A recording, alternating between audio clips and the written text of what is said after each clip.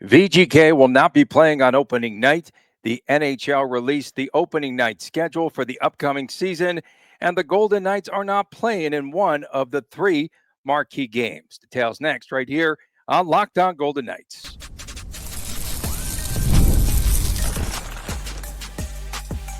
Your Locked On Golden Knights, your daily podcast on the Vegas Golden Knights, part of the Locked On Podcast Network. Your team every day. Well, hi again, everyone. Tony Cardasco and Chris Golick from Las Vegas. Thanks for making us your first listen every day. And please subscribe to our Locked On Golden Knights YouTube channel. I am a longtime sportscaster, a marketing consultant, and the host of the Believe in Vegas podcast. And Chris is the owner of Silver State Cards and Sports and the collectibles editor for the Hockey News. Now, coming up ahead on today's show, we will talk about the state of VGK's defense and also a very short, quick media avail at the softball game. They wanted softball questions, I suppose, for Jack Eichel. So we'll get into that. But our top story of the day here, the Golden Knights will not be playing on opening night. It's kind of a surprise to me. So the NHL didn't grant one of our wishes, which was to have VGK play in Toronto on opening day. Opening night will be Tuesday, October the 7th.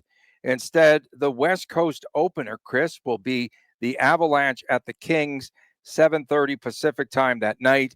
The Panthers raised their cup banner to kick off the day and everything in the proceedings, everything going on at 2 o'clock in the afternoon Pacific against Chicago. The Blackhawks, the middle game on opening night is the Penguins Rangers from Madison Square Garden at 5 Pacific. At the very least, I felt that the Golden Knights would be must-see TV and they would get this season started. Yeah, I'm agree. I'm with you. I mean, I get the Panthers, obviously. Chicago Blackhawks, big draw, fine. Rangers, original six, big draw. Pittsburgh, East Coast. I get all that. And then you're putting it to bed with the Avalanche and the Kings. I mean, I don't know. I wonder if there's enough, because obviously there's more than one national TV. There's usually a few nights national TV now. So I'm guessing the Golden Knights will open Wednesday or Thursday, and we'll still have a national slot. They just don't get to raise the curtains, so to speak, which, given everything in the offseason and the state of the team, I think the Golden Knights are some must-see TV. And I think more than the Kings, Avalanche, I understand, probably get better viewership, but I don't know if the Kings necessarily do, and whatever. Well, by announcing the schedule, if you look at it, the NHL has three major markets covered. Chicago, of course, in the opener, New York with the Rangers, and then Los Angeles to close out the day. So that does make sense because they are starving for any kind of ratings that they possibly can get. They don't even watch the Kings in LA, though. No one in LA even watches the Kings. I mean, everyone knows this. Well, it's a 7:30 game, which will probably go off around 8 o'clock. So yeah, it's just a throw-in game for late. And the West Coast, I think, if there's nothing else on that evening, will definitely be tuned in. The Panthers going for the three-peat, the first team to do so. Can they pull it off since the Islanders back in the day, 1980 to 83? So a lot of eyeballs will be on this Florida Panther team. No doubt. I mean, the Panthers have deserved all their accolades. They deserve the media attention. That's must-see TV, what they accomplished. And the Panthers had a very similar season to the Golden Knights when they won the Stanley Cup. And for different reasoning, right? Kachuk gets hurt down the stretch, although Mark Stone got hurt down the stretch in the Golden Knights here.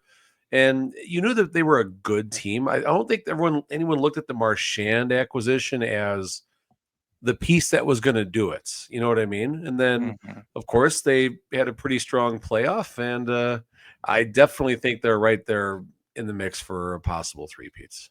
Yeah. And the rest of the schedule, by the way, comes out on Wednesday for the entire league of this week. And guaranteed, is it a guarantee that VGK opens up at home as usual? They're going to be at home. They have to be, right? Unless they are going to put them in Toronto the second or third day of the season. Well, you don't need to waste VGK Toronto on an early game. That'll be You do that, when you do that game, you do it on a hockey night in Canada. You do that on a Saturday night. That's when Yeah, that game should prime definitely time. happen. That would be absolutely amazing as far as viewership in Canada and of course south of the border here in Vegas as well.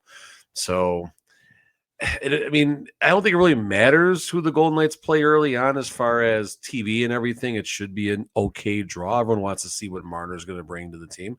Could be something like Utah or something, something like that, or the Flyers, which was an odd opener, I think in season 2. So, and twice again, no, just once against the Flyers for an opener. Flyers, I think. Yeah, and that Rangers-Pittsburgh game on opening night, that is Mike Sullivan, now the head coach of the Rangers, against his former team. So they have a little drama-rama going on there. And last season, this will be the last season of the 82 game schedule. We go to 84 games next year. So that's going to be really interesting. I'm just Let's wondering. bring back the Four Nations too, already. Let's go. More hockey. More hockey. There's a ton of it this upcoming season with the Olympics. But Mitch Marner, again, I thought that there will be a lot of televised games for Marner and for the Golden Knights. It would have made so much sense for this team to open up. Colorado, VGK here at the Fortress with Marner. Opening night, I think, would have been spectacular too. I mean, Vegas and anyone would have been fun for opening night, obviously. And the Golden Knights, I think did they have the last 2 opening nights or no? I think because I think here. it was 4 seasons in a row. I believe they played an opening night. Yeah, they played here last year, right? 2 years ago, were they on the road? I can't recall. Well, 2 years ago was Stanley Cup, and no, they were home against Seattle. They were for home. that one. Okay, Seattle. Oh, that's they were definitely Seattle. home. That was they was pissed off Mark Stone. Let me guess. It'll be be Seattle or San Jose, right? It has to be. I mean, let's start with those open court layups right away and start banking some points. That's what they want them to do. And we've talked about this before on the show, in that we feel the Golden Knights have to bank a lot of points early in the season, especially if they have depth issues. You have to have a lot of depth to win it all this year. You do. This upcoming season, it will be a condensed schedule. We'd have to imagine. We haven't seen it yet, like Bruce Cassidy has. But it should be condensed because they do have that long layoff for the Olympics. And I think that it was like 7 or 8 days for the actual Olympic Games. But prior to that, of course, there's the travel. There has to be practices, right? So that adds on. That was about 7 or 8 days. And this is going to be at the very least 2 weeks, 2 weeks of the season that will be cut out for the Olympics. I want to see the Golden Knights opening on Wednesday at home against Colorado or LA, just to get you in standard midseason. Back to back. Nice. Here we go. Early. Okay. So schedule is released on Wednesday. We are recording Monday night for our Tuesday show. How many television appearances? Let's do this. National TV. How many national TV games? I said 20 and a hook. I think you already checked in. I'm going 16 and a half. I think it goes up. They were 14 last year, one of the biggest draws, I think. Give them 2.5 more games. Okay. How many back-to-backs? One. Just one. Back-to-backs. How many had last year? Do you remember what the number was? Was it 12 to 14? I thought it was low teens, definitely. Okay, so it was somewhere in there. 16? Were there 16 games? I don't know. But their back-to-backs are like, okay, San Jose to come back home and then take on another also ran. So the over-under is national TV games or back-to-backs. What number? What's higher than the other? What's that? National TV games or back-to-backs? Which one's higher of the two? Oh, national TV games over back-to-backs. And again, they'll be softies. It'll be Anaheim and San Jose back-to-back. Chicago will come in on the tail end of a back-to-back. After playing in Utah? I'm gonna say 12 and a hook on back-to-backs. You? 13 and a half. All right. So our numbers are in for sure. Coming up next, we had a question from one of our followers about VGK's defense. and we're going to answer it next right here on Locked On Golden Knights. You just realized that your business needed to hire someone yesterday. How can you find amazing candidates fast? Easy. Just use Indeed. When it comes to hiring, Indeed is all you need. Stop struggling to get your job post seen by a lot of other folks on different sites. Indeed's sponsored jobs puts your post at the top of the page, and it helps you to reach the right candidates faster. That's right. And I've been in the spot where I've needed to hire fast, and I've definitely gone to Indeed. The pressure's on. Every day that you miss out without the right person is absolutely a setback. That's exactly when Indeed sponsored jobs come in handy. They make sure that your post is seen by the right candidates right now. And right now, at this very moment, you can speed up your hiring process. All you need to do to get the $75 sponsored job credit is to go to Indeed.com/locked-on and support our show, Locked On Golden Knights, and say that you heard about it. You heard about Indeed on our podcast. Again, the website is Indeed.com/locked-on. If you are hiring, you need Indeed.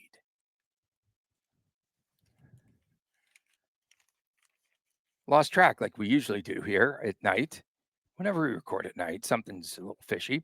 Tony Cardasco and Chris Golick from Las Vegas. Thanks for making us your first listen every day. And of course, please subscribe to our Locked On Golden Knights YouTube channel. This Friday is WTF Day. What the Friday? Of course, we always appreciate all your comments. And we did get a comment today on the X Sphere at VGK_fan for life asked us a question that Chris wanted to answer. And so I'm going to get involved too, because maybe my opinion matters. Who knows? The question on Monday about VGK's defense this upcoming season. And that follower wanted to know and ask about the Golden Knights blue line being the team's, quote, Achilles heel. How bad off are they? He added. Who has a chance to move up? Great question. And the defense is definitely of a concern. We've spoken about it here.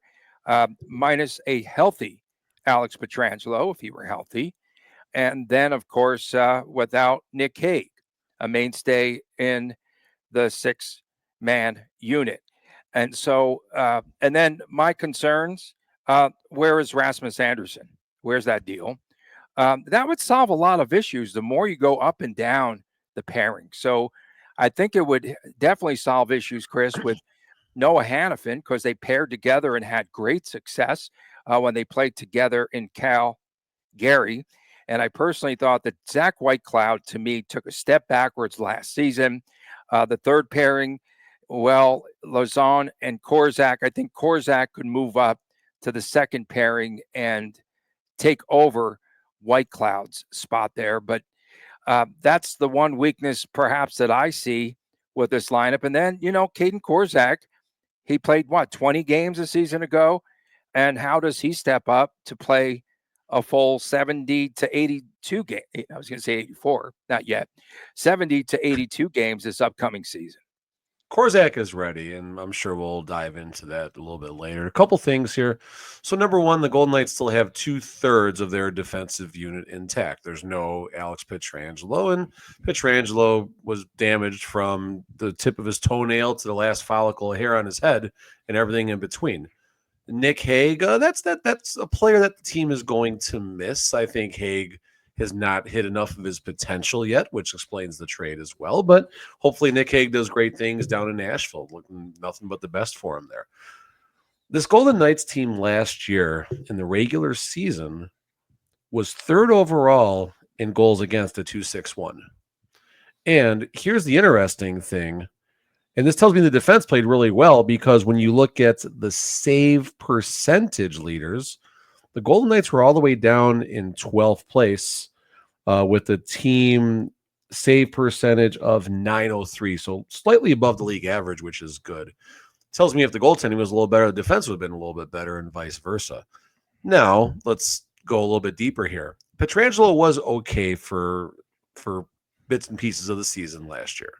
Nicholas Hague was a good, warm, healthy body for most of the season. So Now you have Korzak coming in. We're comfortable with Korzak, but let's see what happens when he plays 70-plus games. Lawson, we'll see what's happening there. Is he going to take place of Nick Hague? Is he going to be better or worse? We don't know. The concern is White Cloud and how he's going to fit in. And do the Golden Knights have that shutdown defensive pairing that's the backup to that? Like, do Hannafin and McNabb wind up going on a unit together? White Cloud and Theodore, help me God, if that's a pairing. So these are the questions coming into camp should this Anderson deal not happen. This is definitely the one weak point, specifically Zach Whitecloud on this Golden Knights team right now, I think. How come everything has gone dark? Like there are no trades. There's nothing really happening. No Summer, free beach agent, time. no free agency signings. Okay, so we do have when we're speaking about the defense for VGK, we do have this new structure of shoot first, and Cassidy has to be concerned about his blue liners scoring goals. He has to because you always need Creating chances, contributions. but yes. Creating chances, yes, but also putting pucks on net. Now, remember, Cassidy also said that he wanted the defenseman to join the rush. So, what will this be like with this new structure? I'm concerned if he wants them to be offensive defensemen because then there'll be a liability on defense. So, how do they have it both ways? You don't is the answer to that. We saw a ton of odd man rushes where Pietrangelo, Hague, Hannafin are chasing the play and can't get back fast enough. Hague and Whitecloud a lot of passenger moments along with Pietrangelo and Hannafin both. You talked about shoot first. Okay, well, when you shoot the puck, what's going to happen? When you miss, you're likely turning the puck over to the other team. So now you're lowering the puck possession. When you lower the puck possession, the other team gets more chances to score on a team without 1/3 of their defensive mainstays for the last few seasons here in Vegas. So we're not saying it's going to be bad necessarily. We're simply saying there's a concern right now. And Zach Whitecloud has a very important season coming up should he wind up staying with the Golden Knights because he's not replacing Nick Hague. He's not replacing Pietrangelo. Pietrangelo, a healthy version of him, I'd argue is irreplaceable, even Rasmus Anderson, Tony. But it would still be an upgrade over Zach Whitecloud. But can Whitecloud continue to grow his game? We both feel he went backwards a little bit last year, just the eye test. I don't know if the stats support it, but the eye test definitely support Whitecloud didn't have as strong of a season. So can Whitecloud soften the blow a little bit of Pietrangelo and more Nick Hague than those two? And then you wonder if Noah Hannafin's going to continue to grow into that mobile defenseman that this team needs right now. Because Pietrangelo can move the puck really, really well when he was healthy. Created a lot of scoring chances, had some good pockets of offensive hockey, and other media members thought Hannafin would be a dark horse Norris candidate. Maybe he's going to get 55 points now in the exit of Pietrangelo. Maybe the problem was Pietrangelo this whole time, Tony. Maybe that was the problem. Hannafin's winning the Norris book. The only chance is if Rasmus Anderson comes along. Chris Chapman, we love you. I'm sorry. I love you, at least. Not about Tony, but I love you. I love you, Chapman. We had a lot of fun up there. What are the chances? What are the chances of VGK structurally just pretty much stays in its same type of a base defense, and everyone else, all the forwards, have to put more pucks on that? We know that is a given that they do need to shoot first rather than try to give up the puck. But defensively, again, it's going to be this give and take sort of a game for the Golden Knights, and it's something that they're going to have to sort out early in the season. What do they want to do for the identity, right, of the blue liners? Like, what are they going to do? How are they going to attack? I've got so many questions. No, and I'll answer one real fast. Let's be clear about this. This team is not – you don't acquire Mitch Marner and say it's a shoot first team. So there's not going to be, I think, as big of a change as it's being maybe that we're leading people to believe or that we're hearing from the coaching staff and everything. It's just not possible with the forwards on this roster. It's going to be a lot more passing. Sure, maybe there'll be some selfish moments, but generally speaking, it's still going to be a pass first offense. I don't think it's going to change as much as we think. And I hope that we answered part of that question and added more layers to the question. Thanks for the topic. We couldn't come up with one. Coming up next, Jack Eichel's media avail at the Battle for Vegas was cut short Saturday night. We'll tell you why next, right here on Locked On Golden Knights.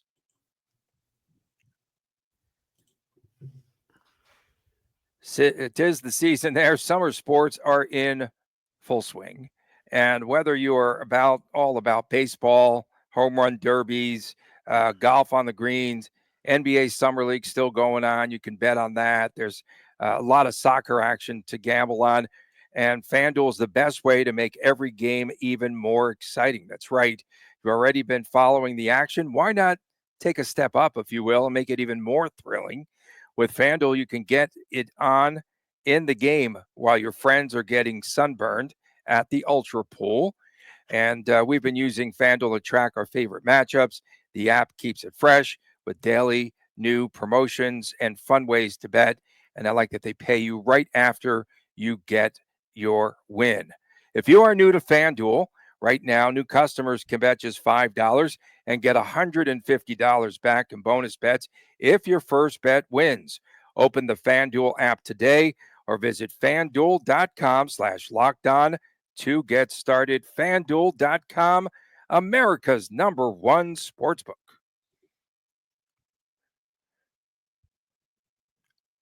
We sure to appreciate you, especially our everydayers. Thank you so much for tuning in to Locked On Golden Knights, either watching us on the YouTube channel or tuning in and listening and downloading all of our fantastic shows. Fridays, WTF Days, and Saturdays, sometimes Chris Times Chris Jr. show. Well, Chris, it was a softball game, so the organizers, probably VGK, Jack Eichel himself, they expected only softball questions from carefully selected media members. Carefully selected media members. I had to do that. But according to the Review Journal's Danny Webster, the scrum was quickly disbanded just 2.5 minutes into the avail before all the juicy questions could come out, rather than, hey, Jack, how come no cartwheel this year in the softball game? Or, hey, did you and Riley Smith have to have a tussle over whose softball game this was going to be? No, none of the above. The concern of the media is them asking about Jack Eichel's progress on an extension. Yeah, I mean, I think the expectation, the way these things go at the charity events is first couple questions, you want to hit the charity notes and everything. That's why everyone's there. And you want to give them a chance to repeat the sound bites that they're going to, leave that you're going to see on the news and everything later on about the charity game, money raised, who it went to, and how it helped. And there's a little salt on my side. I tried to get credentials again. Unfortunately, they told me no, because I was the one that made the demand too high, apparently. Carefully selected. Yeah, no, that's fine. So there's a little bit of salt right now. I will certainly say that. But I also credit Danny for giving a little jab in there. I thought that was a nice move by Danny to be like, hey, we're here to ask these questions. We played the part by, getting talking about the charity and everything. Now give us a chance. And if anything, this is about the fans getting that soundbite. It's July the 14th. Jack Eichel's hockey camp is gone. There's no Golden Knight activities now, I think, until September. This is PTO. Now is the time when these guys are really going to check out. And most of these guys may not be in Vegas. Some will still be here. But this was really the last chance. So it's very unfortunate that the organizers, using Danny's terminology, decided to keep the sessions short and sweet. I'm sure the question selection would have been a little bit differently. But, it's, again, good on Danny to bring that up. And Danny might be on the sidelines of me next year, the way that's going. Why would Eichel, VGK, or the organizers be concerned about Eichel answering that very question? The question about a contract extension. But nothing's happening, Tony. That's why. It leads you to believe that there could be a hiccup of sorts, something, right? Because otherwise, hey, it's $100 million, signed, sealed, delivered, no issues. Sign it, Jack. Okay, good. We're good. You're good. Okay, done. That's the way that I thought any type of quote bargaining session would go down.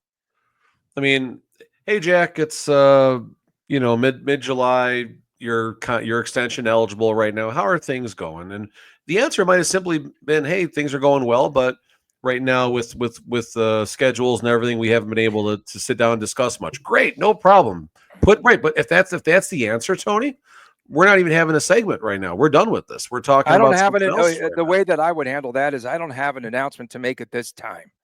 And that's fine too. Whatever it is, but point being is to skirt it, to control it, to that's what give everyone something, give them a chance to get something out there. I think that's the only thing we would hope for as people that cover and react to this sorts to comments that are made and stuff like that. Maybe there's something to read into it. Maybe there's not. I mean, maybe McCrimmon said, okay, here we go. 8 times 11. Here you go. Sign here, Jack. And I don't think that's happening. And in the same breath, maybe McCrimmon said, hey, okay, here's your 8 times 12.5. And Jack said, no, and doesn't even come back with a counter. Like, we don't know where Eichel's mind is. We think he wants to be in Vegas. I think he wants to be in Vegas for the right number. Well, his agent might say, hey, you could get 14, 15 million on the open market.